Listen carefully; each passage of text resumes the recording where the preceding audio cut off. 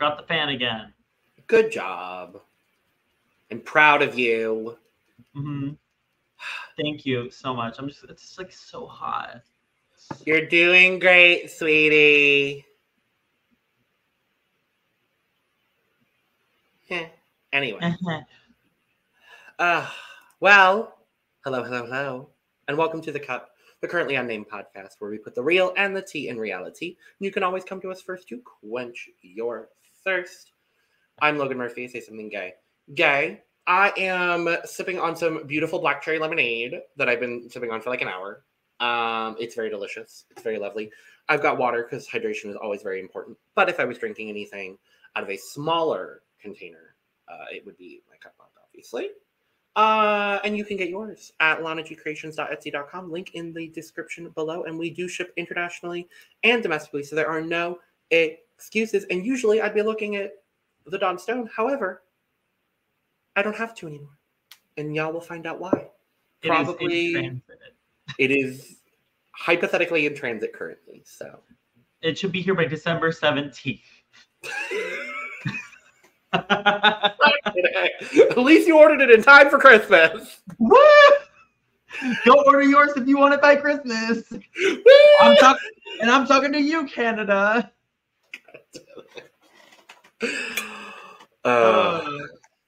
Speaking of, I have a water bottle.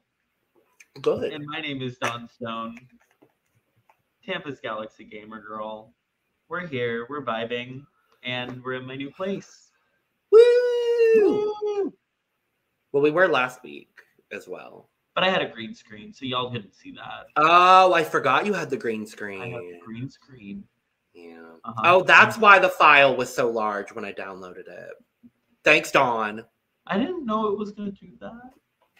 No, it's fine. It's just the more you put on screen, the larger the file.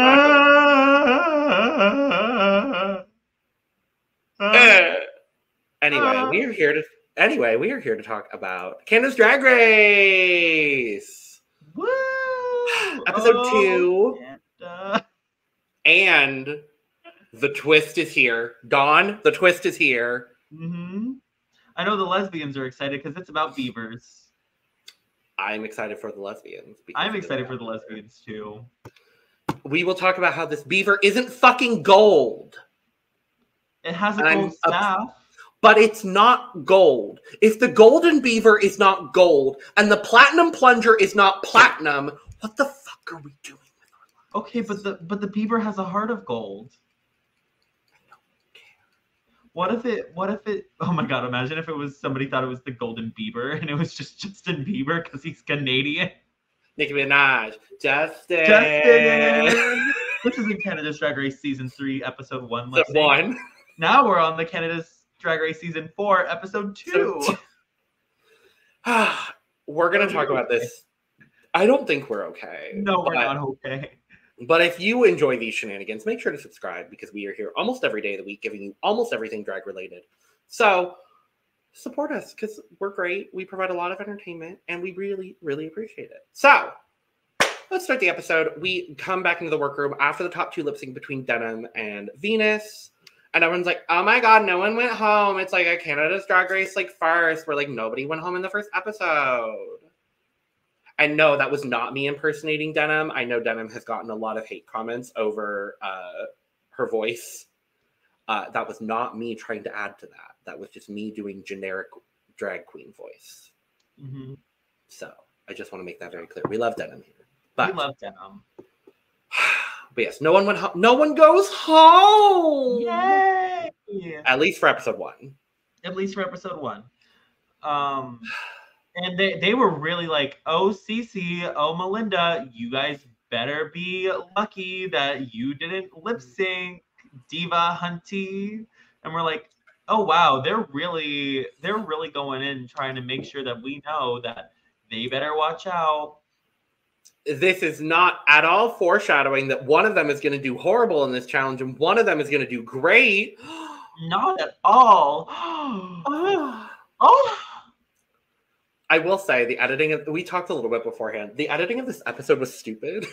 Like, I don't get it. There was a lot of really weird editing. But I mean, like it just felt like very forced storytelling this episode of Canada. So it's kind of like, what's going on here? A little. Just a little. But just a tiny little bit. We come back into the workroom the next day. Brooklyn comes in. Yeah? It was Brooke? Yeah, Brooke. It was Brooke. No mini challenge. Who needs them? Apparently not us. Mm-hmm. And we find out that our maxi challenge is QV She, where we are selling the stupidest, randomest products known to drag kind. Yeah. Now, I have been waiting for a QVC challenge, and I've been waiting for someone, like one specific diva here, to slay a QVC-based challenge in the way that she did. And we'll talk about who that is later. But I was like, oh, we're doing improv episode 2. Jesus Christ. Okay. Honestly, I love Canada's Drag Race because they always come up with very unique challenges that we don't really see too often on any other drag race. I feel like they always come up with something that still incorporates a lot of drag and a lot of performance aspects or a lot of improv aspects, but not in a way that we're used to. Like, we don't get you're live and you have to sell something. Like, it's kind of like a combination of like a one-take improv with the branding challenge. And I really love that they're kind of combining the two. Yeah, I mean, they kind of take... The way that I look at Canada is like, it seems like they really do listen to the superfans when the superfans are like, we've been asking for a QVC challenge for years. We had asked for the Lipsync pair challenge for years. That didn't go nearly as well as we thought it would. But we were asking for it. And so it does feel like they're really taking what the fandom wants and is kind of taking those ideas on board. And I've always appreciated Canada for their challenges. Yeah. And they're also doing that with the twists as well. Oh, boy. But again, not to that just yet. Yeah. But they have to break themselves up into 3 groups of 3 and a group of 2. And we end up with Kitten and Melinda as the leftovers. Yeah. And Which to me made no damn sense. Because I was like, Kitten Kaboodle looks like someone who would be able to sell me anything. You know, like she did. Yeah, like I was like, Kitten would be the first person I would go for. But no, everyone had to go with the pretty girls, or you know, who they knew the most, or who was standing right next to them in line. Okay, sure. Right. And there really weren't that many like difficulties or really like any sort of big drama from the groups other than the group with Aimee, Luna, and Nearah. Now, I don't know if I just missed something or if there was just like something not included in editing.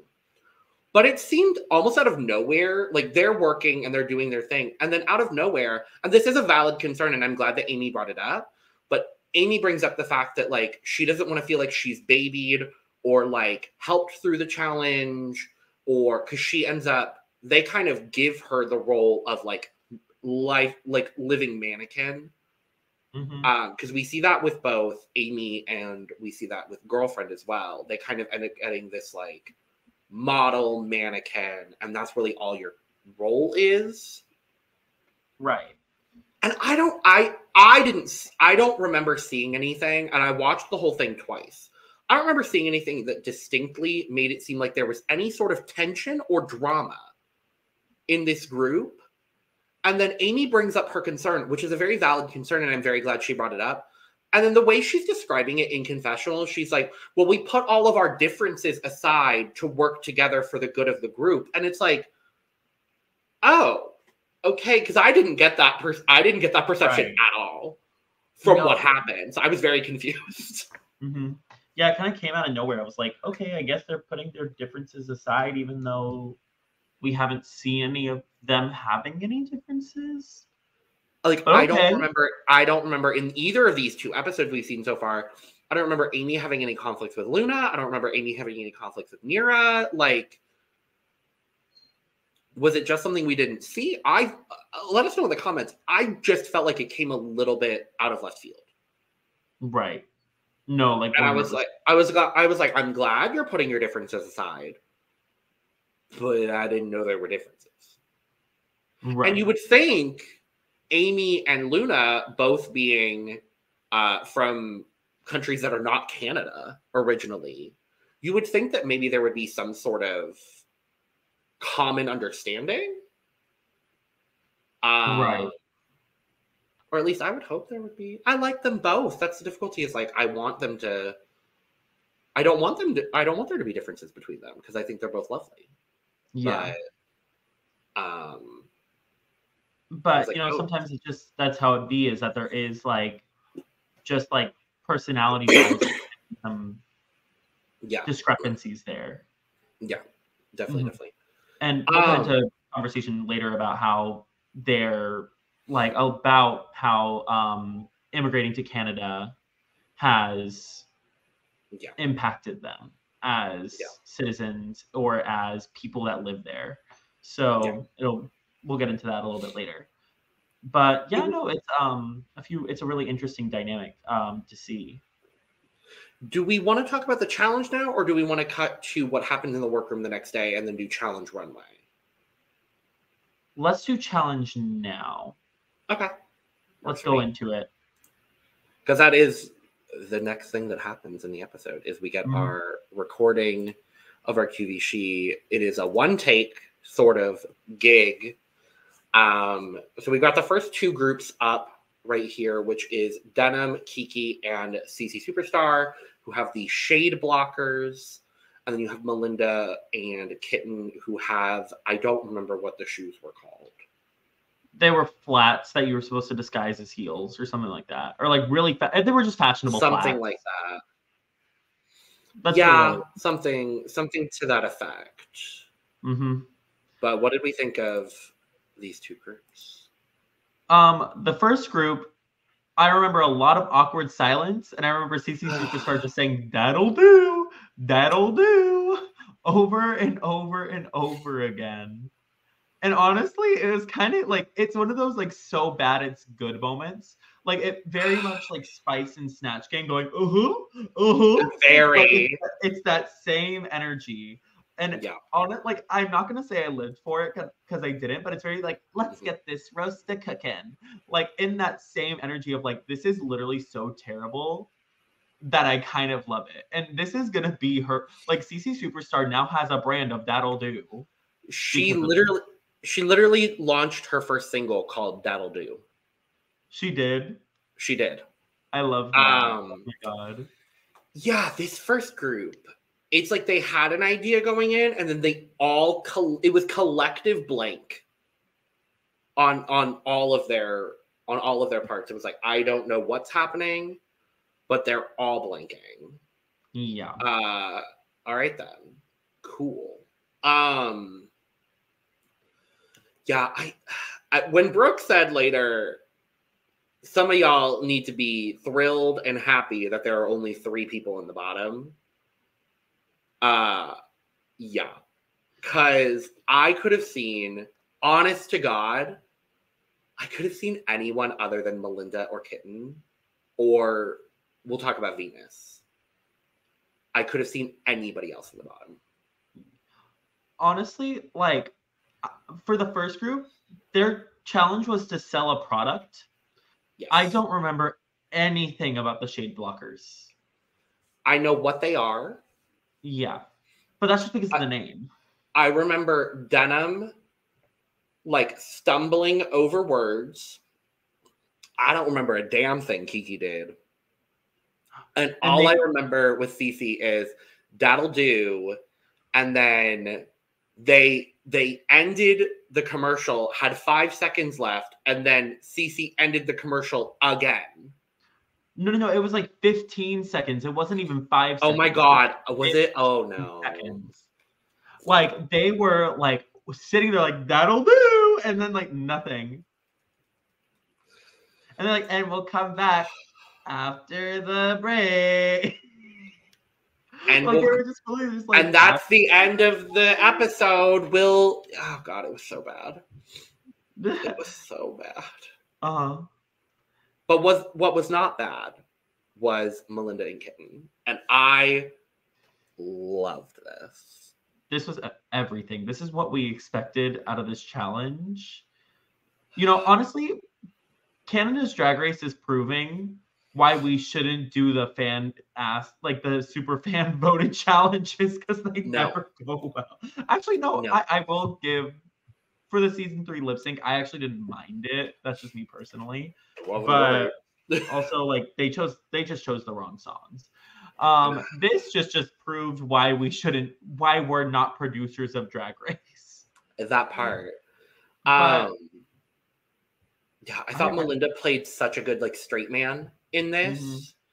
I thought she held down the hosting really, really well. Kitten being the display model was, like, the smartest thing that could have happened. When she turned that wig around, I've had these for all of these years, and it really has changed my life. The way she went full monotone, it was so stupid and good. Melinda that duck walk was not bad. It was a duck walk. It was actually not that bad. It was not that bad. I was like, oh, okay. For me, like, I remember their product. I remember, like, Kitten put on those shoes and she was automatically tap dancing. We have turbo tap mode. There's the duck walk mode. There's there were like 2 others, I think, and like they sold it. I'm trying to think, who does Kitten look like here? Because she looks like someone. She looks like the Sugar Baker. Edna Mode. It's Edna Mode mixed with Anna Wintour. Mixed with the Sugar Bakers. Mixed with the Sugar Bakers. No, they're really giving sugar shout outs to Sugar Bakers. I love you both dearly, but like this is giving Sugar Baker to me. I think it's the glasses. It's the glasses. It really is. We ran into them at DragCon. Oh my god. Sure did. Well, not at DragCon, but at in Santee Alley. Well, I ran into them at DragCon as well. Yeah, I walked right over, and they knew exactly who I was, and I kikied with them and Eddie Danger, and it was a good time. Oh, Eddie Danger. But Eddie yeah, Danger. That was like, anyway, enough about DragCon, enough about the Sugar Bakers. We're talking about Canada's Drag Race. Yeah, Melinda had that when I think of like the straight man in any kind of acting challenge, I think of Shea Coulee in the Christmas challenge. Like, it's very like, I have to be the normal one so the other one can be crazy. Because you need that dynamic. So I feel like no matter what, Melinda was not going to have a chance at winning the challenge because she was the straight man to Kitty's crazy person. I'm still glad that she got the recognition that she was entitled to. That part. Because she really did deserve that, and I'm glad that she got it. I mean, quite frankly, there were only 3 people that could have been in the top in this episode. And that's unfortunately not an exaggeration. That's just like, there were only 3 of them. Yeah. And honestly, Melinda got the redemption she deserved in this episode. Because I know I wasn't the biggest fan of her promo look. It was okay. And I know that the last 3 outfits, I would have enjoyed them if we were at a bar. So... Or like, so now like seeing her in a position where she's able to kill it, like, and show her prowess outside of her looks, period. She's killing it there. Yeah. And to talk about the last person that I thought absolutely slayed this challenge, Venus gave me everything I have wanted from this challenge. And if Kitten Kaboodle didn't slay it in the way that she did, Venus could have won 2 weeks in a row and I would have been fine with it. Because Venus gave me Southern woman selling her QVC. She is a QVC host. She has been a QVC host for 13 years. And she knows what her hosting is. And she has seen a lot of products come through here. But this product, this one is it. And she's going to tell you here on this day that this is the product that you sitting at home, you need that product. And I absolutely loved what Venus did. Oh, yeah. No, Venus really stole the show here. And I feel like Girlfriend was so close to stealing the show. So close. And like, they would have been a perfect pairing if Girlfriend didn't just break. you know? And then Aurora was there as well. But like, I don't remember anything Aurora did, if I'm being honest. I really don't. Like, I think if anybody was safe in this challenge, it was Aurora, because I remember her doing good. The safest. She had like, because she was playing the inventor of the tit tips. Mm-hmm. And I do remember that. And she was like, I invented this because she was the drag hag.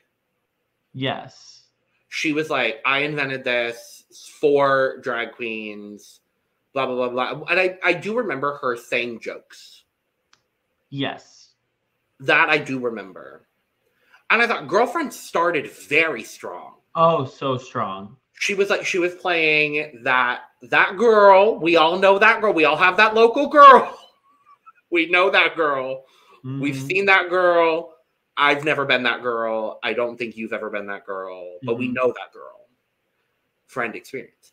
And she just broke. Point blank in the period. She just broke and lost her character. Because I remember laughing at her jokes when she was saying them in the studio or like in the workroom. Yes. But when she got into the studio, I could like, she started off so strong. And I don't think we've ever seen somebody have so much fun that immediately break like that in a way. Yeah. And I found it very interesting because I fully thought like Girlfriend and Venus were going to come in here and kill this challenge. I thought this was going to be the group, honestly. I thought Melinda and Kitten were going to do very well. But I thought this was going to be the group because they had such a solid concept and everything we heard from them in the workroom was very strong. And then they came in and Venus still did a great job. Venus held down that scene. Oh, yeah. Poor her life. She was 10 toes down. She was holding down this scene. And Aurora was there giving jokes. And just, it was really unfortunate from Girlfriend, the fact that she just lost it and couldn't pick it back up. Exactly. And even then, if I'm going to be honest, based on challenge and runway, I don't know that I would have put her in the bottom 3 even. Yeah, it was an interesting choice for sure. It might have been one of those bottoms to show weakness and then she wins later type thing. Potentially. I'm nervous though. Yeah. But tell me why the only person that she looks like in this moment is Scarlet Envy. Like from this blown out wide shot, she looks like Scarlet Envy. To me, she just looks like she'd be pregnant smoking a cigarette on a sidewalk. We know that girl. Like, that's what I'm saying. Like, well, she's not pregnant now, obviously, but like, you know, but she gives that energy. Yeah, like if she was pregnant, she would be smoking a cigarette on the sidewalk outside of a Denny's at 3 a.m. Like, very that. Yeah. Yeah. But and then we have the last honestly probably the worst group of the night. No, because Denim, Kiki, and Sisi do exist. Exactly. No, honestly, they're like, it's like here's Denim's group. It's splitting hairs. Like, it's like literally like barely better. And I have to be honest, I think the person that made me laugh the most in this was Aimee. Yeah. I would have put Aurora and Aimee solidly safe. Yeah. Very safe. I laughed at what Aimee did, where she was like, thanks, Party Poncho. Like, I thought what she did, she knew what she was there to do, and she delivered what she was there to do in spite of her teammates. I mean, she could have at least taken off the thing earlier, you know, because it felt like, oh, yeah, and it's a reveal, even though the whole thing is that it's supposed to be a reveal. But their idea was to save the reveal until the very, very end. Now, I do agree with you. I think it should have come earlier. But their idea in the workroom was to save it for, like, show all of the uses of the party poncho. And then the last thing they show is the reveal. And I think with a stronger overall concept, I think that could have been very funny. Mm-hmm. It's like, it's a cover-up for when you're going to, it's a cover-up for when you're going to the gig. Oh, it's a cute little tip around, whatever. And then pause for the big reveal. Like the concept could have worked. Unfortunately, I don't think Nearah and Luna set anyone in this group up for success in that regard. Yeah, unfortunately. And Luna, I remember her like just being like literally just like, hi, I'm Luna DuBois. This is my group. This is the thing. Luna was the worst. Ooh, even with the daddle do of it all, I think Luna was the worst. Because unfortunately, she didn't yes and. Sisi Superstar at least had the so bad it's good of it all. She attempted this was just jokes. Bad. She attempted jokes. There were attempts made. Whereas Luna literally stood there. And that's why I pulled this shot specifically. Because this is how Luna stood for the entire time. She was just like, and what about this product? It's like, it frustrates me. Also, in this outfit, does Nearah, in a way, kind of look like Eve 6000? I think it's the face shape. Is it the face? It's the hair with the face. I agree with that. But I was like, oh, it gives like, it doesn't give Eve 6000. It's just like, she looks like Eve 6000 in outfit. And that's not shade. I love, like, Eve 6000 is we stand Eve. We stand Eve over here. Oh, but, we do. Yeah. We stand. But yeah, no, definitely like, it was bad. It was not good. Yeah. It was not good. It was not good. It was not good vibes. Not good. It was not. Vibes. It wasn't good. It was not vibes. Good. No vibes. It was not good vibes. No. Mm-hmm. But we go to the workroom the next day. Everybody's getting ready for the runway. And we have a lovely set of conversations that start. Mm-hmm. And it's all originally centering around Kitten and Girlfriend, where Girlfriend's asking Kitten, like, what was drag like when you were back in your day? What was drag like? And so Kitten had a lovely conversation about talking about drag in the 80s in Calgary, shouting out some fantastic queens. And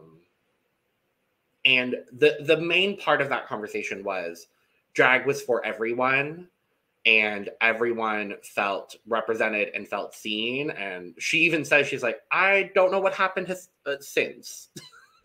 Yeah, which is like really interesting to hear, because I didn't even know how inclusive drag was. Like, I knew, of course, that trans women were doing drag, and I knew that cis men were doing drag, and of course, non-binary individuals before the term was created. So, and I also found it really interesting showing like the generational difference in the education of, at least even for me, of terms used to describe like trans men doing drag or cis women doing drag. Because like, I know he was using a term that is Kitten was using a term that was out of date. And was one that I didn't even know was out of date, which was AFAB, and I was like, you know what, that does make sense. Like, well, it started as a conversation about. It started with a conversation about like Kitten used the term bio queen, and then they developed into the conversation of using AFAB, AMAB. I think it was Melinda actually that was like, in Edmonton we use AFAB, and I do love that Denim here was kind of the person. Denim and Girlfriend were the two people that kind of piped up the most about it, obviously being both being trans people, and Girlfriend saying, I don't love the term bio queen, we use the term hyper queen, which is a term I have heard and have used before, so I was familiar with that. And then Denim talking about the terms AFAB and AMAB, and the whole conversation basically being around the fact that bio queen is very trans exclusionary, which it is. And I love that we had that conversation. And then Denim talking about how AFAB and AMAB were terms that were used originally by trans people to identify themselves. And once cis people kind of also adopted that and started using those terms, Denim specifically started feeling a lot less comfortable using those terms in reference to themselves. And I really appreciate that we're having this conversation, because even those of us that do drag, those of us that don't do drag, like at the end of the day, for me at the very least, I want to make sure that people are being referred to in the way that they want to. Absolutely. And so having this conversation is like, not everyone is going to agree on the exact terms that we should use, but as long as there is open dialogue about things, that feels the most inclusionary that we can be. And again, those terms change all the time. Like, there's never going to be a most inclusive term. Yeah. Like, queer literally used to be a slur, and now it's a typical day of speech to describe a queer person. You know what I mean? Exactly. Like, it's not anything that, like, I was educated because I didn't know that AFAB and AMAB, I knew that they were used for trans people, but I didn't know that it could be used in a way that could be offensive. It could be offensive to someone or not offensive to another person. Again, like, this is still not the concept in terms of a wording for queer spaces is still very new, or for queer terms. So we as a community are still trying to figure out what those terms mean. Yeah. And it's nice to hear that there are going to be opinions that differ or that are still not making people comfortable. And hopefully one time we will be able to find something that'll work to describe everyone that's not in a derogatory way. Yeah, because I mean, I had never used AFAB or AMAB in reference to a cis person. I had never personally done that. I had always, the way that I had always thought about those terms specifically are in reference to people that do not fit into the gender binary. Right. And so referring to them in their experience. And now, like, I've also been very educated as of recent of like terms and phrases such as woman of trans experience. Like, that's still a newer term for me. So like drag queen of trans experience, I don't know if that is kind of the overarching thing either. But I love that even with all the fucking drag content that I consume, I love that I was even still educated on these things in this episode. And I was like, this is, I really appreciate it. Right. Because I've always heard, at least for me in my drag space, that the correct way to talk to somebody in terms of a woman that does drag is as a queen an AFAB queen, like a cis woman that does drag. And so that's like how I always referred to somebody like Victoria Scone or Pandora Knox, just for two examples, since, you know, Clover Beach, who I think I was gonna say, don't exclude Clover Beach. Or even somebody that's in my typical group, Athena Embers. Like, you know, so there are always going to be like different terms and different things that are going to be used. So it's always great to be educated on that. Yeah, definitely. 100%. So. And then we also get into a conversation about how Luna just became, or was it Luna or was it was Aimee who just became a citizen? Yeah. Yes. Which was so exciting to hear that she just became a citizen of Canada after living here for 6 years. So congratulations to Aimee. And I love that she was the one educating people about like Canadian citizenship. She's like, I know all the things about Canada because I had to take a test. But yeah, literally, because like what's so funny about that is like, why do we have to, like, we don't hold ourselves up to the standards of knowing, at least in America, like we have kind of a similar citizenship of like, we have to, like, you know, we went through history, but we don't know all the stuff that the people who are coming into this country know or have to know. So it's really cool to see that, like, you know, even the people who are immigrating to Canada or to the US can educate actual US citizens on the history of our country, at least, or like, you know, on the testing of it all. So I found that was really interesting. Definitely. And then it's time. It's time for the runway.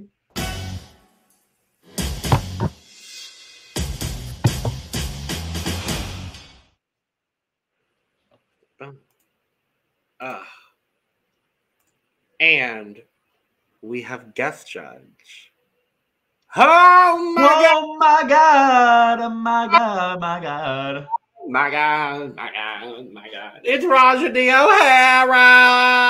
Oh yes, mother herself, current queen of the mother pucking world. She is, as she should be, honestly. As she should be. Everybody's looking stunning. I'm very confused about this Brooklyn look, if I'm being honest. I love it. I don't know what it is, and yet I don't care. I think she was trying to stay on the theme of gemstones. I think so. But also, like, I kind of hate it, but I love it at the same time. Question, like, is it fashion, or is she just Is it fashion or is she Cheeto Puff. skinny? No, it's not into fashion. Is she skinny? This isn't Tamara Thomas. It's like, is she a fashionable Cheeto Puff in this with headscarf? Yes. The answer to that, Dawn, is yes.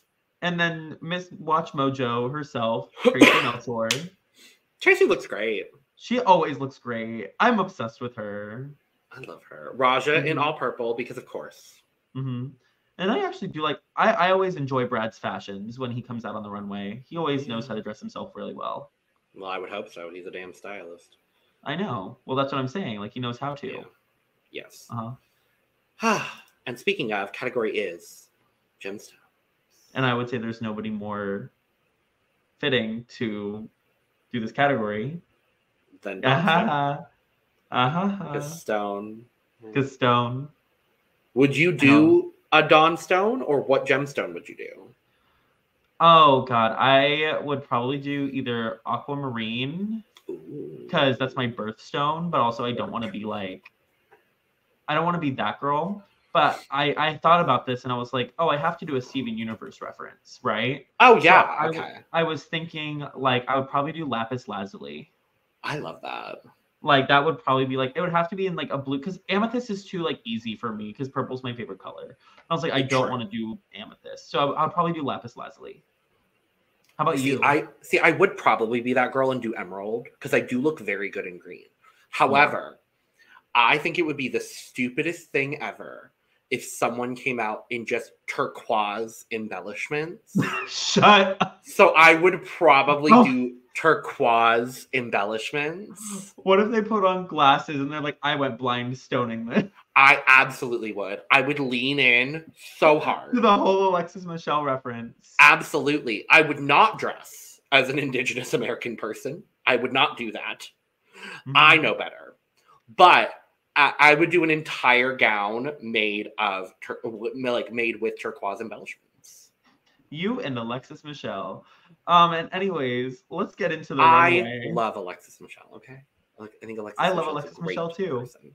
She birthed mother. Like, I can't say anything. Exactly. Grandmother bitch. Grandmother bitch. First up, doing amethyst, I believe, right? Mm-hmm. Yep. Is Sisi Superstar. Minus shoes. Like this. I want to like this. Me too. I want to like this so bad, but I can't. Like, I mean, I think knowing that she did the whole runway without shoes, really I can't. I think for me, the issue is that she looks like a poster for a Party City costume of like an off-brand character, if that makes sense. Yes. Like, the hair, I hate tinsel in hair, specifically in wigs, because I think it makes the hair look cheaper. I think it cheapens the wig if it's not done correctly. Because it almost makes the fibers of the synthetic hair look glossy, which in turn, glossy hair makes it look cheap. I like the outfit. I just think it, like, the category is stones. This should be decked out in stones. There should not be an inch of fabric when the category is stones. It's not monochromatic. It's gemstones. And that was my frustration with most people on this runway, if I'm going to be honest. Like, that critique extends beyond just Sisi. What I will say is I do like the crown of stones. I think that's fun. But it just, it all feels very one-dimensional, is I think the way I would describe the look. Like, it's not fundamentally a bad look. But I don't love it in the way that I want to. I like the staff. I think the staff is lovely, but I don't get who this character is. Like I said, it feels like a generic princess off of a Party City, like, you know, can't use the copyright character, but I want to make money costume. Agreed. So, but her makeup looks great. I do want to talk about her mug makeup. Because her mug has looked great both episodes. Absolutely. And I wanna focus on that because the mug is gorgeous. gorge. I like the choker too. I think there is actually amethyst on the choker, and I do like that. Which also was a common theme that several people did.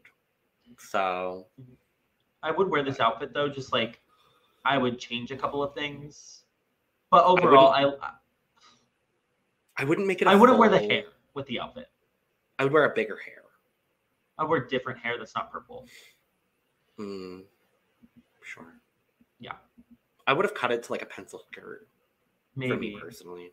But no, not for me. That makes it look a little... I don't like pencil skirts just because it makes it always look a little bit businesswoman-y. And I love that, so I would. Right. Your score? 65. 63. Werk. She's never going to disappoint.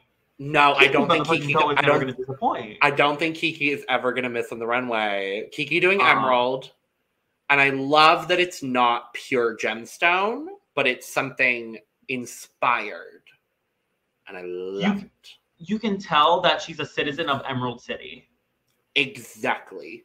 Like, she's coming Wizard of Oz style. Like, obviously, like, it gives that. It gives, like, the silhouette. You know what it is? It's very Hunger Games Capital Citizen. That's how I would describe Kiki Coe's drag. It's Hunger Games Epi Trinket Capital Citizen, and I love that. Yeah. I think I would agree with you. In this one specific instance, I don't mind the jeweled wig. They're not my favorite. They're not my favorite, but for this is when you do a jeweled wig. You know what? I'm gonna say it. Like, I think the reason we like this specific jeweled wig and like the way it's sculpted is because it's sculpted differently than other jeweled wigs that we've seen. Or the sculpted wigs. Usually it's just they're sculpted down. The hair. Yeah. Yeah, they're usually on the hair. This is floating above the hair. And there's not other sculpting with it making it look all crazy. This is literally just, it looks really good. And I love that the base hair is so close to the head. I don't normally love that, but in this instance, I do agree with you. I think having the interesting, it's not angular movements, but it's the interesting. They're angular movements. The interesting movements. I'll just say interesting movements in general. Yes. Of the jeweled wig, I think is very strong. I love that it's not monochromatic as well. I love the yellow detail and that it ombres into this yellow. And I think that's just the perfect detail. I love that the jewelry is then also yellow. I think everything she did here is fantastic. Oh, yeah. 1000%. I love this. I love everything that Kiki Coe brings to the runway. I will say this was my favorite look on the runway. And there's a lot of people that could compete for that. But I do think Kiki was my favorite on the runway. Kiki's never going to disappoint. I want to refresh myself on all the runways first before I make my decision there. Valid. But bitch is never going to disappoint. It's stunning. I just hope I don't get like Kahana Montrese of like all of these looks are amazing, but I feel like I'm looking at the same aesthetic every episode. And that's what I'm kind of afraid of when it comes to Kiki Coe, because I don't need to see a showgirl for every look. I get it. I get it for sure. I'm excited to see what she brings in the future. Yeah. But yeah. Your score? Full. No question. For sure. Yeah. For sure. Next up is Denim doing Moonstone. See, I want to like it, but it doesn't give, to me, this gives Pearl. Oh, this gives Moonstone for me, for sure.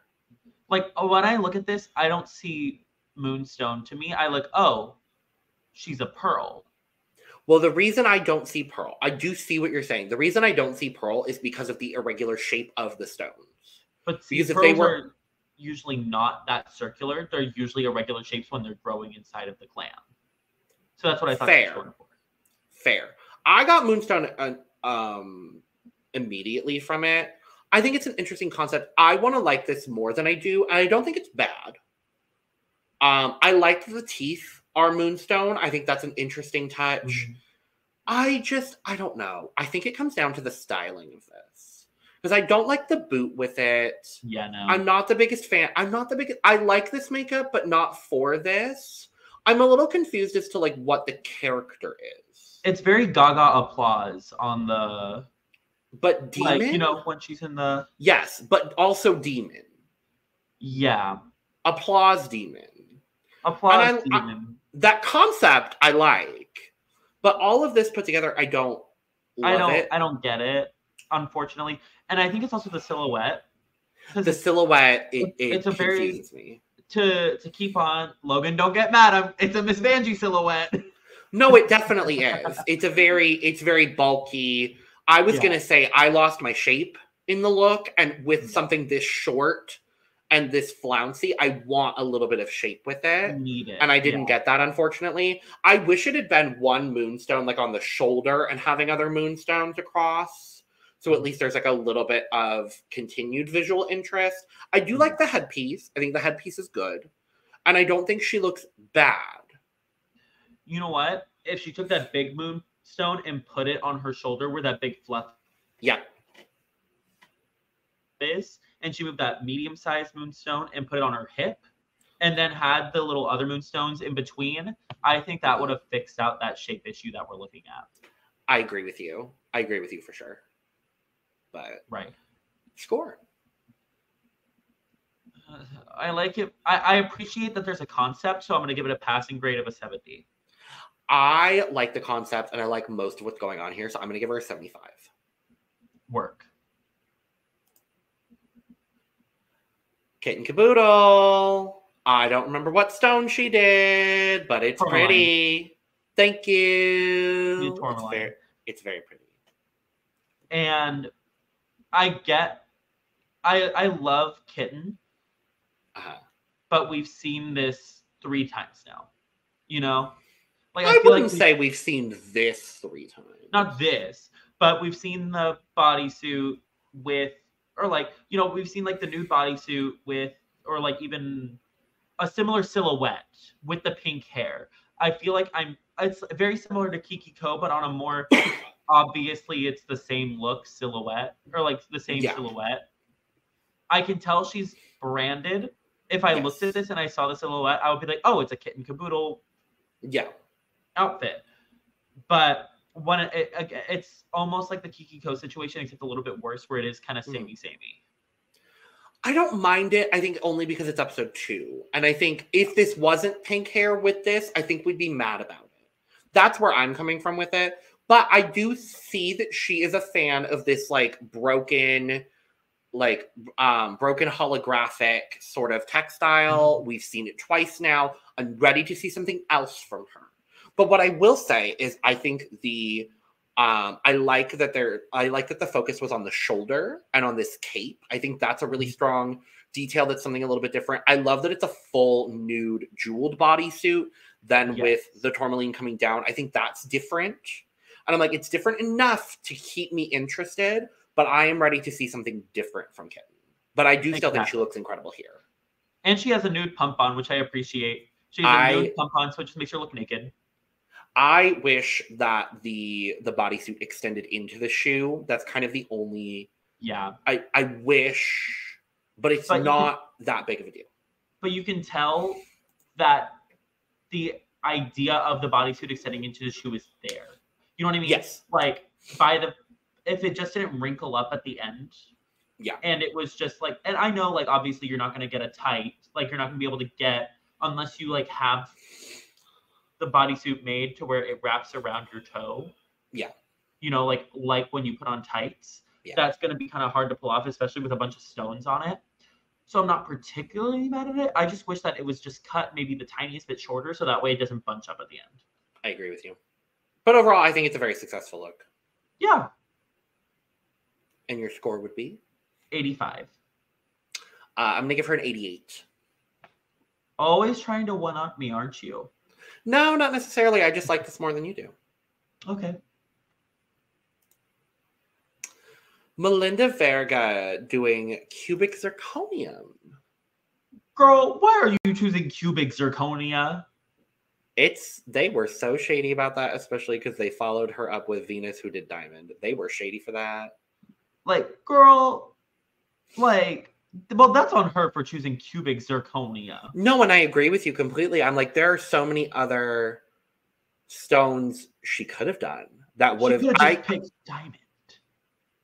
She could. Well, I feel like they were either given or assigned the gemstone prior to. Maybe it's like the periodic table runway that they did last season. It seems like it. It seems like it. That way they wouldn't have repeating run. Maybe they did like how they've been doing the celebrities the night of 1,000s, where they have to choose one beforehand, so that way there aren't repeating outfits. And maybe Diamond was already taken, so she chose cubic zirconia, but that's just setting yourself up. Yeah. You know what I mean? Maybe she was like, oh, I already have this outfit. It works for Diamond. I'm going to choose Diamond. But, oh, Diamond's already chosen. Okay, what's close to Diamond? Cubic zirconia. Work. Does she look good in this? Yes. Is it my favorite garment on this runway? Not even close. It's very... I just feel like Melinda's drag is just very... And I hate to say the term basic... But, like, I could see a lot of Melinda's drag on anyone. I don't honestly look at this and say, oh, Melinda Verga is wearing this. I would use the term pedestrian, and I don't like using that. But that's what I'm getting 2 episodes in, is just a tad pedestrian. And what I will say is I appreciate that she makes a lot of her drag herself. I think that's incredible, and I love queens that do that. However, I just need there to be a little bit more concept. Isis Couture did this on Canada's Drag Race Crave Original Canada versus the World and did this 5,000 times better. You're absolutely right. Like it looks like you know how I was saying like Sisi's looks like a Party City version of like a princess. Yes. It's like this is Isis Couture's outfit from Party City in a bag. Now that you're saying this is the Wish version of Isis's look. Like what you see online when it comes in. And I love Melinda, so I hate saying Melinda. That. It's just like I need there to be an elevation in the drag she's presenting. Absolutely. And I hope to see that soon. I hope so too. Score. Ugh. I'm gonna give it a passing grade of a 73. I hate you because now I need to yawn. I'm gonna give her a 70. Work. Because then they followed her up with fucking Venus doing this. Kim Kardashian looks absolutely stunning at the Met Gala. No, you can tell that it did have that inspiration of like the Kim K inspiration of the whole all black. I mean, she's a gender after all. She is a gender. Sense. She's looking like a slice. I like this. I just don't know. There's just like something that kind of just bothers me about it. It feels like I love the mask, and I love the makeup she did. I love that she did makeup under it. Like, thank you. Yes. I guess that's just in case she had to lip sync or something. But I think so. The lack of stones on the tights and under the arms kind of takes me out of the fantasy. As well as the fact that this feel like I have a bodysuit like this. Like, you know what I mean? Like, I feel like you can order this off of Amazon because like there are stones that look like this that you can buy on Amazon. You can also tell that this is hand done. That's the thing that I think elevates it a little bit more is you can tell that this is hand stoned. And so I do appreciate that. Also, would you want stones when you put your arms down in your armpit? I wouldn't.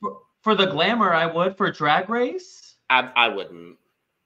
Then I would have chosen a nude bodysuit to put under the black. I agree with you. Like, if you're going to have the nude on the top, do the nude all the way. And that's actually my number one critique with it is I actually don't like when you take... I like that you have the hood and then you take it down and you have the, like, across the shoulder or across the chest situation. But I don't like that it's nude on the shoulder and black everywhere else. That was my issue with it. Absolutely. I agree with you. Because it has that weird separation, and I'm like, why is it nude up top? Yeah.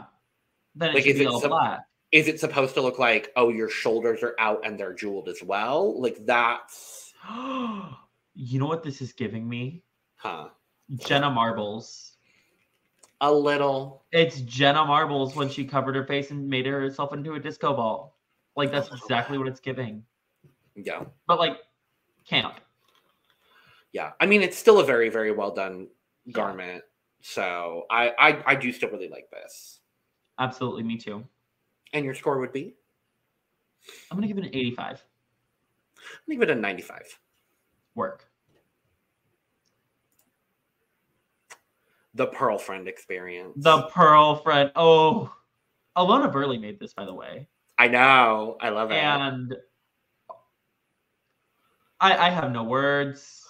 It's so good.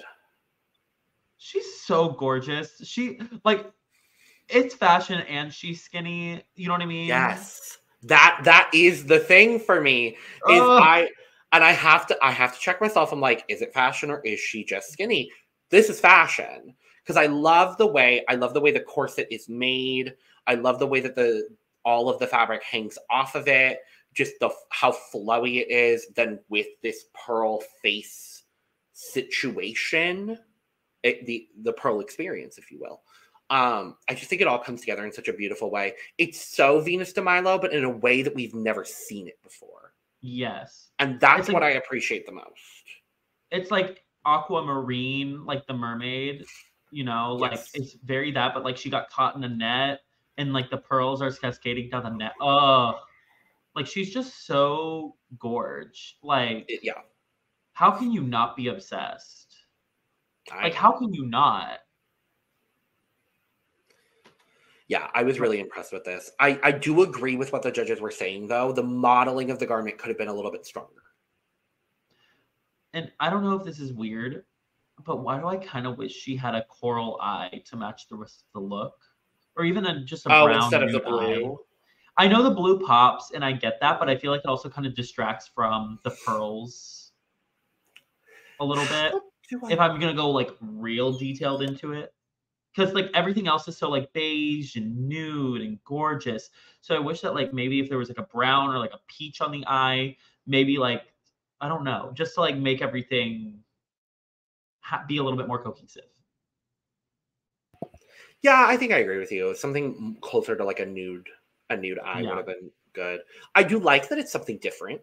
It's a different makeup than what we've seen from Girlfriend, and I like it. I like that it's something a little bit different. I'm like, okay, cool. Love it. Yeah. This is like Stoner Chick Girlfriend. A little bit. Like not stone, gem stoner. But that was funny. But yeah. Pearl Friend. Ooh, I'm gonna give it a 99. It's a 99. I'm still gonna give it a full. Yeah. Work. I think she looks great. She does look great. Aurora Matrix doing Jade. Miss Jade. Oh, it's Miss Jade. This is better than what Miss Jade So did for Jade. No, it is. It is better than what Miss Jade So did for Jade. I'm obsessed with this. Like, I forgot about this, and I'm so mad at myself for forgetting about this because it's so good. Oh my god. It's so good. Aurora Matrix just does really good drag. She does. She does really good drag. I love the entire inspiration behind this. Again, I mean, she's bringing a great representation of Chinese culture into Canada's Drag Race, and I absolutely love it. The one issue that I had, and it's not even really an issue, it's more a concern, I wish the face makeup matched the color of the bodysuit. Because it's ever so slightly olive green, and I wish it was just a little bit bluer in the green that she chose. Yeah, it's a little, I wouldn't say olive green, I would say lime or yellow. Like, it just has a little bit, it's a warm tone green when it needs to be a cool tone. It needs to be a cool tone green, absolutely. But other than that, which is a very minor critique, I ain't mad at it. I'm not mad at it either. I still think it's really great. I'm happy with it. I think she did great. I think she's lovely. Absolutely. And I'm still gonna give her a full. Oh, you know what? Where is it? I'm gonna give this a Kundala. Work. I'm gonna give this a Kundala because it's that stunning. Work. Wait, I almost brought it back up. Whoops. Okay. Well, next is Luna DuBois. She could have just done Tiger's Eye.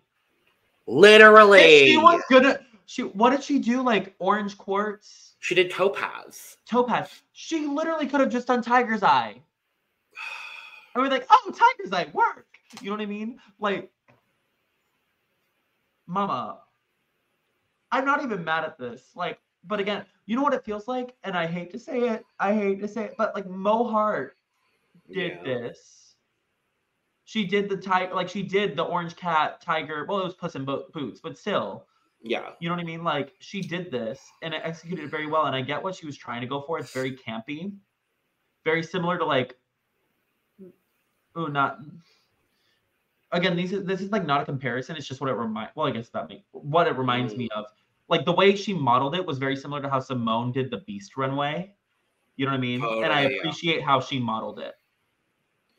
But yeah, I like the outfit, but I just don't get gemstone from it unless she said it was Tiger's Eye.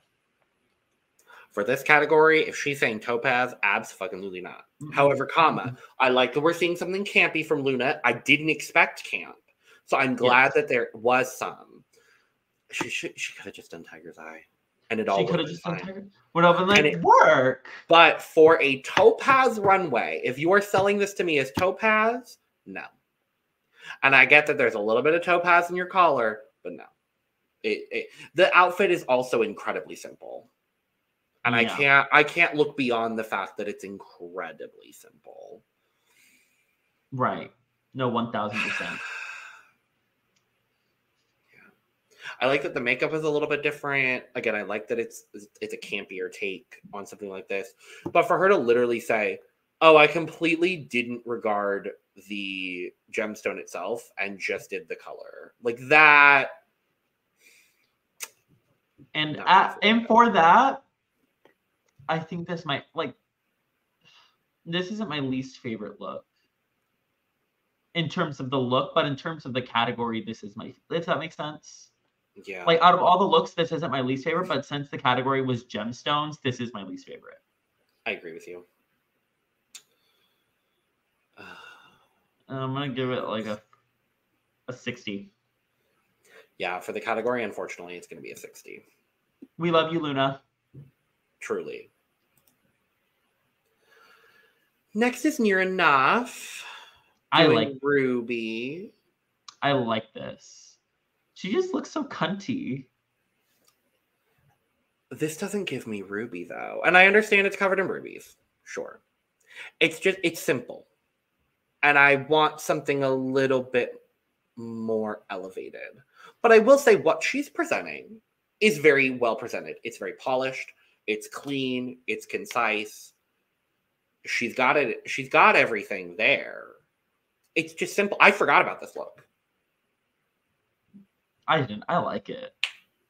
Ruby is red hot. Like it's very. it's very that, and I like that. I really enjoy it because I love I just love the color. I just love ruby color. I love red when it comes to a full monochromatic look. If I were to choose like a color to be in a monochromatic look, it would probably be red. Sure. I think that black hair on a red outfit is stunning. She looks like a badass dominatrix. The way that everything's stoned to me this looks more stoned than Venus's does. Like it looks more hand stoned, and that's what I think is what I appreciate more about it. Okay. This is the first runway or anything that Nearah's done that's been enough. Like, you know what I mean? Like it's hit the mark where I wanted it. Agreed. And yet still in that, I still don't know who Nearah is as a drag artist. I still don't feel like I have a grasp at Nearah the character. Or Nearah, right. What is your perspective on drag? I still don't get it. Mm-hmm. And if it's rocker chick, kind of like whatever, which is where I'm kind of leaning.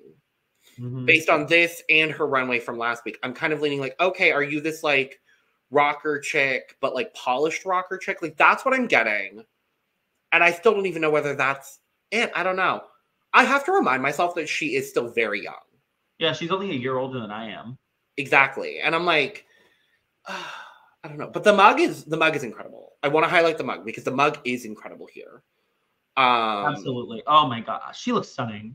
Yeah. Yeah. Mm. Your scores. I'm gonna give it a 90, like a 98. Oh, what do I even score this? I'm gonna give her an 83. Werk. Yeah, that feels right. And last up, Aimee, Yonce, Shennel doing Sapphire. I forgot about this, if I'm being honest. I also did, and yet I shouldn't have because this is great. I like the outfit. I hate the length. The length is an issue. I need the length to either be 2 inches shorter or 3 inches longer. And in the words of Mama Pow herself, the shoes. I like what the are shoes. Those shoes? Not, nuh-uh. I like them. I hate a potato foot. One. Oh, it but is also, a potato foot. Yeah. They're not stoned. It looks They're like you can buy those at Ross. Not Ross. Mama, those are Ross shoes. No, they're at least like Shoe Carnival. I just wish it was a mermaid dress. Not Shoe Carnival, but no, if that little poofy bit right at the bottom just went stunning. Like if this was a gown, yes, yeah.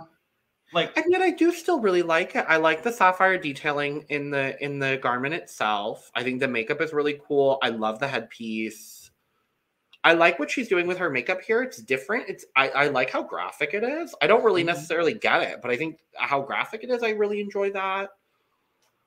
I just noticed we have all of Generation 3 and 2/3 of Generation 4 represented here. We got Ruby, Sapphire, Emerald, Diamond, and Pearl, baby.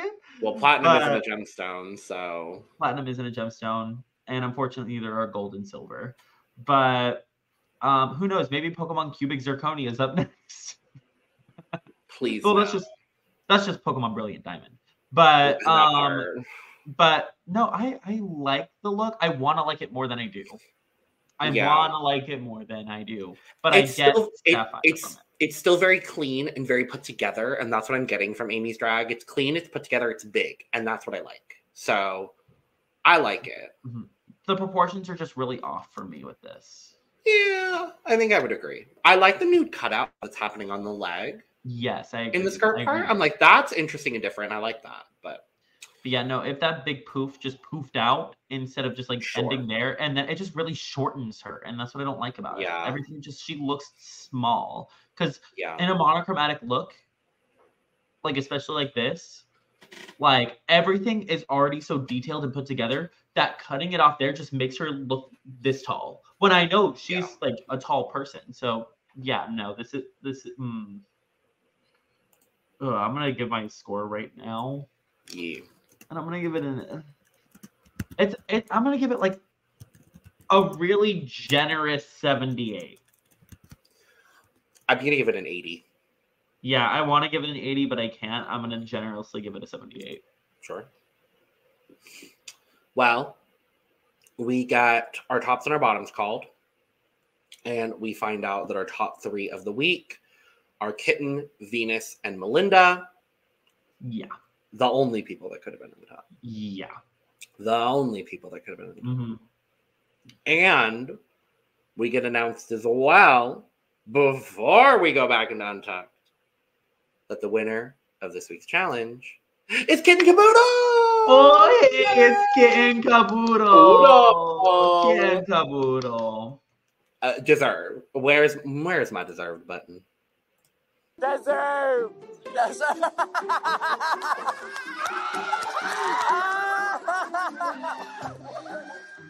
Deserved. You know what you could even say? She did what needed to be done. I agree.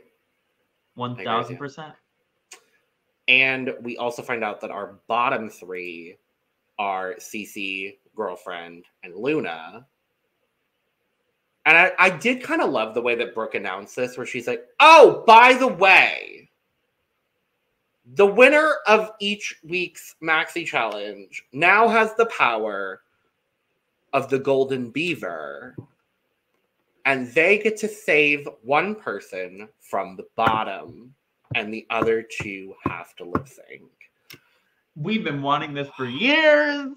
We've been wanting this on an All-Stars, so it's fucking wild that we are getting it for a main series.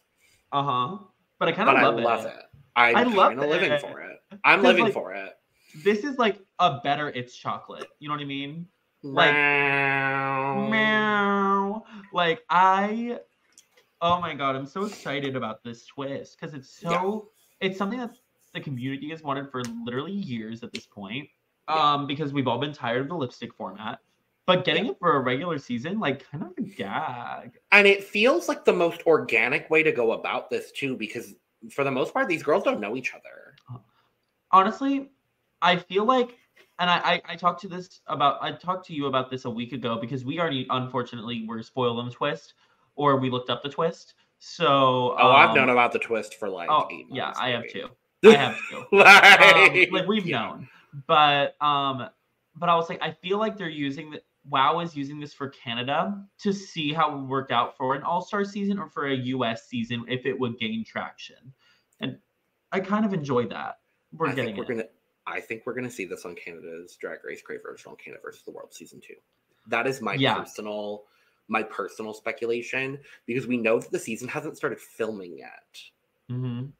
And we've all been like kind of expecting Canada's Drag Race Crave Original Canada versus the World to start filming. Allegedly, it is not started filming yet. It was announced how long ago now? Exactly, and it's in the 2024 perspective little video that World of Wonder put out, so we know it's coming. And we made like 15 different casts for it. Literally. Go check out our cast assessment potential. It's not going to be right, but it's not. We thought it was, but now it's not. Maybe. But I think the reason why we haven't seen Canada's Drag Race Crave Original Canada versus the World Season 2 start filming is because they want to see what the perspective of the audience is on this twist to implement it in there. 1000%. I ain't mad at it. Me neither. I ain't mad at it. But we do get everybody going back into the workroom, the explanation of the twist. I do wish the whole cast was there to hear the twist. I'm going to be honest. Maybe they could have had him step to the back of the stage. That's kind of what I was wishing for. Because then the other girls come in and they're like, oh my God, Drag Race has changed like never before. And why did I go into my Cynthia kiss? I was going to say, it was very Cynthia kiss. It's very Rachel Zoe. It's very bananas. This twist is bananas. I died. Yeah. But honestly, like, I love that Denim was just like, well, guess I gotta have to make a lot more friends now. Literally. I'm like, I love Denim. I love Denim. Denim is so sassy. And I just love that. Like, Denim's cadence is just everything. I love the way that Denim speaks. Me too. And I hate that people hate the way that she speaks. And I wouldn't know that because I'm not on socials. So I'm just giving you my raw opinion because I can't see anybody else's. So, yeah. Yeah, Denim talked about it, I think, today at the time we're filming on Twitter. Work, okay. Because there are whole Reddit threads about the way that Denim talks. But we love Denim here. We love Denim. We get this kind of like pleading your case, but not really, but kind of. And it's all done in the group, which I think is an interesting way. It's an interesting precedent that is being set by Kitten in this regard of like not pulling people for conversations the way we see it on All Stars. It's just a very big group discussion, the way that Untucked is usually done. But we hear a lot of conversations like we know Sisi's been struggling, and so she talks about, struggling 2 weeks in a row. Girlfriend has a moment. Luna has a moment talking about, the way she was raised and like having that whole moment. I like that we saw a little bit of Luna's story. I'm not going to say personality because we have gotten personality from her, but I like that we're getting backstory from Luna. Right. No, I like that too. And you know, I liked kind of how they were pleading the cases to everyone. It makes everything, at least in my opinion, because we've seen the private conversations, it's always the same thing. And it's like, now there's the whole, if I save you, will you save me in this situation? And I feel like that's also hard in this because it's the first time ever that this is happening in the first episode. You know what I mean? And it's not like these queens know each other or know Kitten too well enough, at least outside relationships. Well, I was going to say the only person of the bottom three that's from Toronto is Luna. So clearly there isn't enough of a outside connection between the two of them. Exactly. So, I think they said they work at the same bar, but at different times. Yeah, I think so. Because Kitten was like, oh, I work the 6 p.m. Do you work the 11 p.m.? So yeah. So they never see each other. Exactly. I'm interested to see what the precedent becomes from other queens that are not Kitten. Like, I'm excited to see other challenge winners approach this. And I'm just very excited for this twist, honestly. I think I am too. I think it's going to be super interesting. I think it's going to cause drama. I think we're going to lose a fave over it. And we're all going to be mad about it. But I think it's going to happen. And that's what I love about it, though. Because honestly, like, I can't be mad when a favorite goes home because then I'm allowed to be mad about when my favorite goes home. You know what I mean? Exactly. So and then they get to come back and I get to be like, robbed. That part. But we do go back to the main stage. Kitten makes her decision, and we find out that she's making her decision based on the person that she feels like she has grown the closest to thus far in the competition, which I was very happy to find out was girlfriend. Thank God. Thank God. Because like she's the girlfriend. She's the girlfriend experience. She experiences girlfriend. And I would say, of the three people in the bottom, I also would have saved girlfriend. Like, looking objectively at everything, if you're looking at challenge and runway, objectively, I also would have saved girlfriend. Yeah. No, I would too.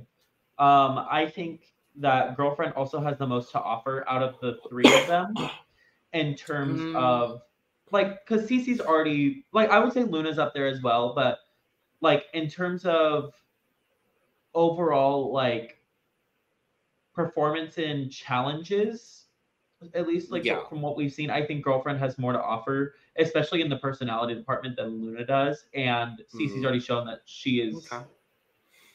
She didn't wear shoes. She didn't wear on the runway. Yeah, I think of the three people in the bottom, the strongest package thus far does come from girlfriend. That's what I'm trying to say. That's what I'm trying to say. Yeah.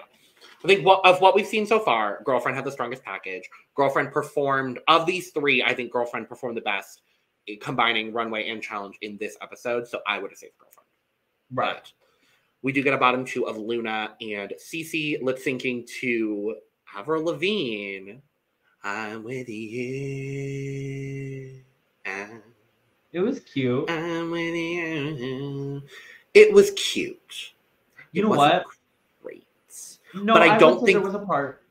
I don't think this is a great song to lip sync to either. Like, lip sync for your life, not a song I would want personally. But I will say, Luna doing that spin into the drop kind of gagged me. Oh, I clutched my girlfriend experience. It was clean. It was clean. And I appreciated that. Thank you, Luna DuBois, for bringing that. I think Sisi did a good job too. There was nothing bad about either of their performances. I think Sisi would have weirdly won if it wasn't for that weird, well, not weird, but that spin that shouldn't have worked, but did. Yeah. Like, because I feel like Sisi did a better job of performing and lip syncing the actual song while Luna was performing. You know what I mean? But I love Luna.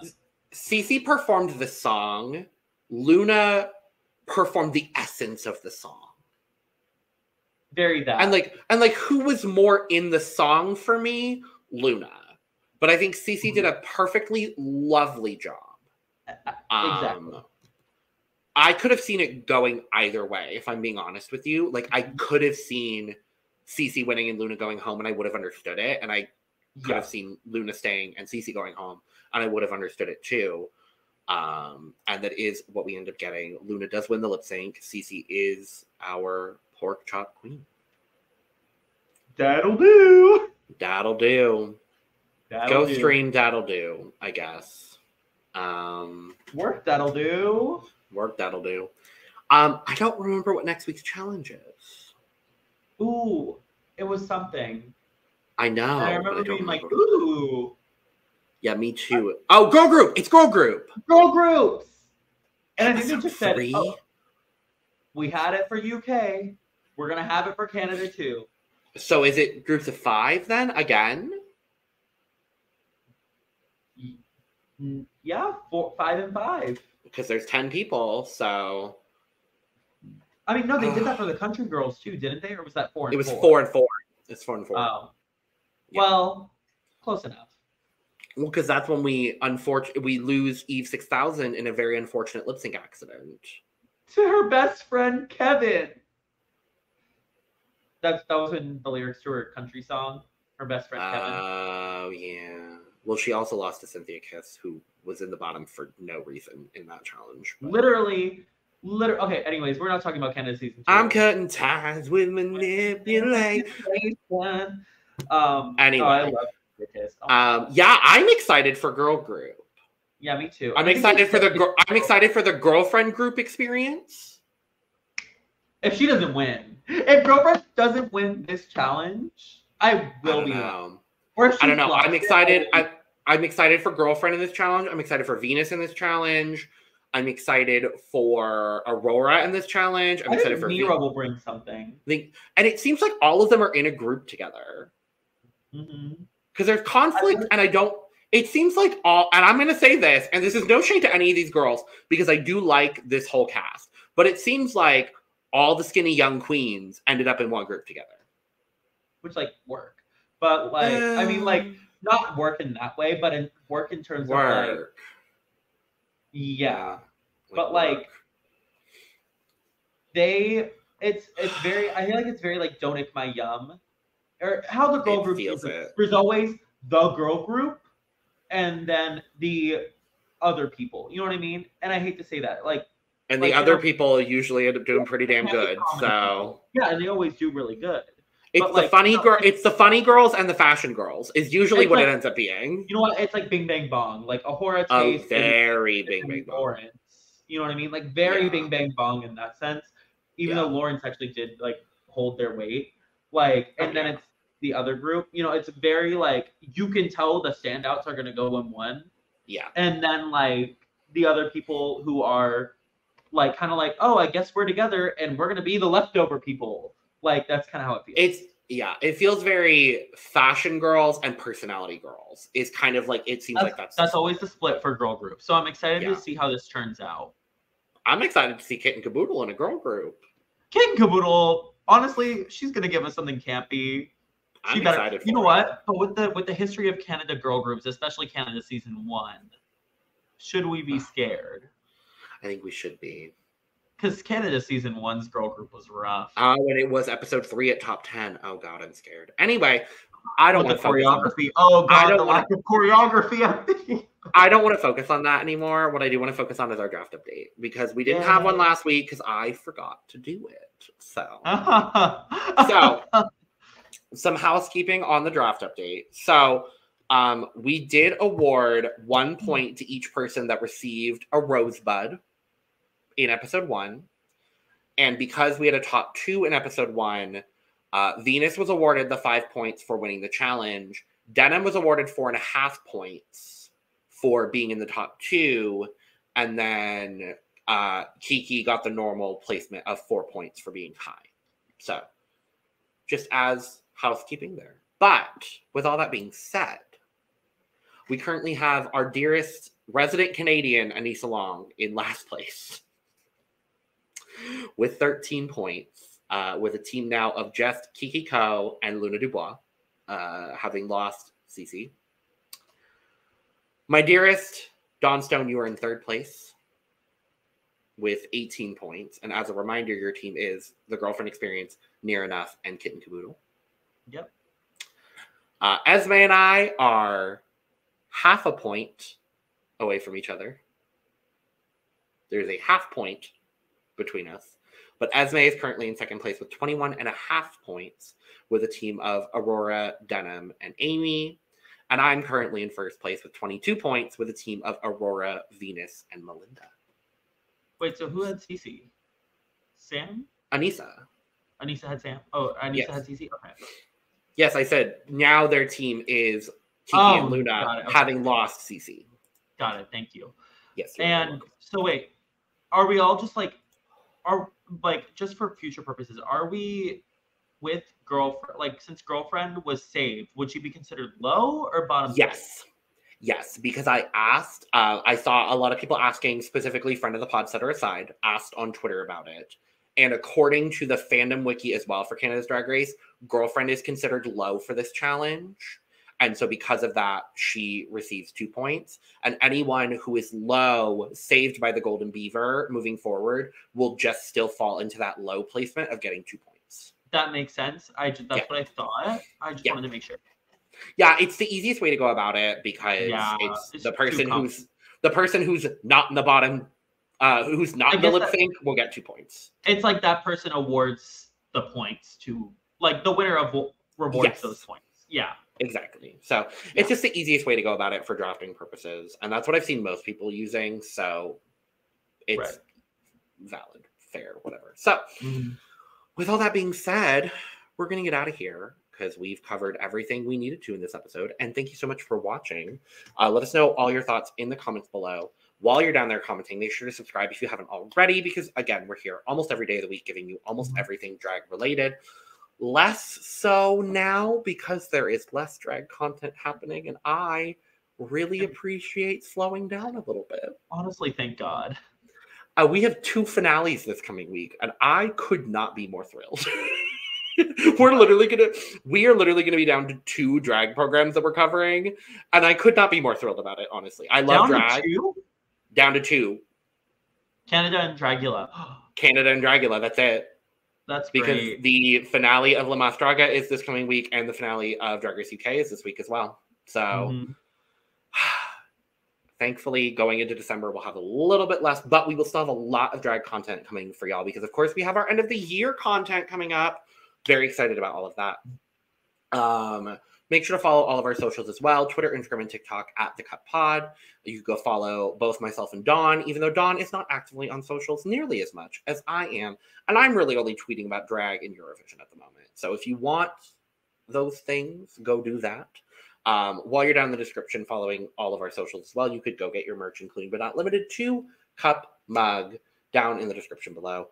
And with all that being cup mug, cup mug. We didn't do it today, so I feel like we had to. I forget to do it 9 times out of 10 anymore. And it started as a joke, and it ended up just being random dumb. Okay. I still have COVID. Let me have this. Okay. I forget things sometimes. And with all that being said, cheers. Cheers. Bye. Oh, Canada. You forgot the Canadian national anthem.